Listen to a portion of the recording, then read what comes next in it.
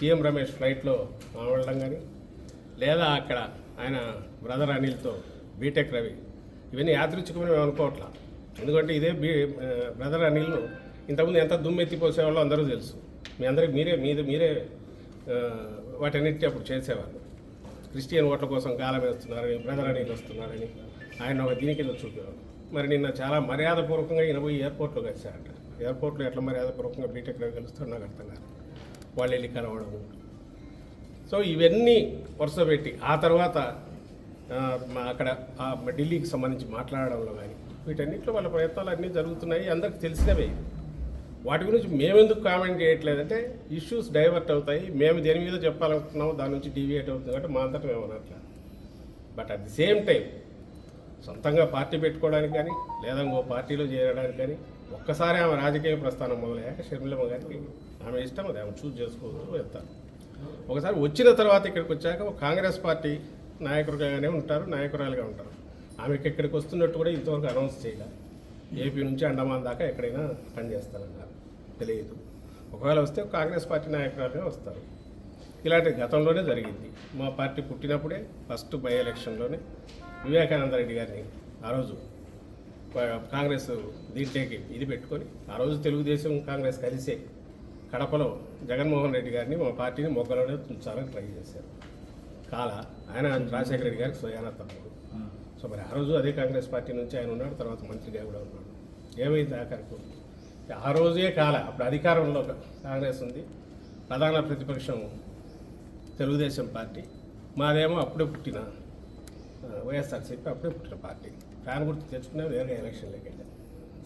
Result ఎందుకు చూశారు. ఈరోజు అసలు కాంగ్రెస్ పార్టీ లేదు.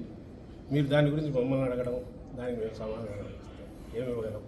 దీంట్లో ఏదైనా కనపడితే చంద్రబాబు కుట్రకోణం కనిపిస్తుంది. ఆ రోజు నుంచి రాజశేఖర రెడ్డి గారి మరణం మీదే డౌట్స్ ఉన్నాయి కాంగ్రెస్ దానికి సంబంధించి. దాని తర్వాత వచ్చిన పరిణామాలలో జగన్మోహన్ రెడ్డి గారి మీద పెట్టిన తప్పుడు కేసుల్లో కానీ ఇటు టీడీపీ కాంగ్రెస్ కలిసే చేసాయి.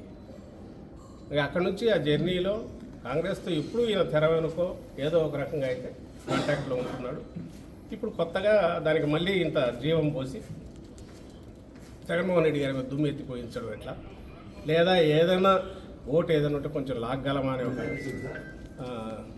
దింపుడు కళ్ళ ఆశతో ఈరోజు ఈ ప్రయత్నాలు చేస్తున్నారు. అంటే కాంగ్రెస్లో చేరడం వెనుక టీడీపీ చంద్రబాబు హస్తం ఉందనా? ఖచ్చితంగా మొత్తం దాన్ని ఫెసిలిటేట్ చేసే దాంట్లో అది ఏ రకంగా డైరెక్ట్ వచ్చిందో కానీ మొత్తం మీద వచ్చి ఇది ఇట్లా జరిగితే ఆయన తనకేం కావాలనేది అందరి ద్వారా చేయించడానికి చేసే ప్రయత్నాల్లో అందులో తాజాగా ఇది కొత్తది ఇప్పుడు జరిగింది. కాంగ్రెస్లో షర్మిలమ్మ గారి ప్రవేశం కానీ ఇప్పుడు జరగబోయే డ్రామా కూడా. ఆయనకు కావాల్సింది ఏంటి, స్టేట్ డెవలప్మెంట్ కానీ స్టేట్లో జరుగుతున్న పరిణామాలు కానీ 14-19 మధ్య ఏం జరిగింది, ఇప్పుడు జరుగుతున్న అభివృద్ధి కార్యక్రమాలు సంక్షేమ కార్యక్రమాల మీద కానీ చర్చ జరగకూడదు. ఆ పేరు మీద ఆ అజెండాతో జనంలోకి వెళితే ఆయనకు మైనస్ మార్కులే వస్తాయి. ఎందుకంటే జగన్మోహన్ రెడ్డి గారు మేనిఫెస్టోలో చెప్పినవన్నీ చెప్పనివి కూడా పాజిటివ్ చాలా అమలు చేశారు, ప్రూవ్ చేసుకున్నారు.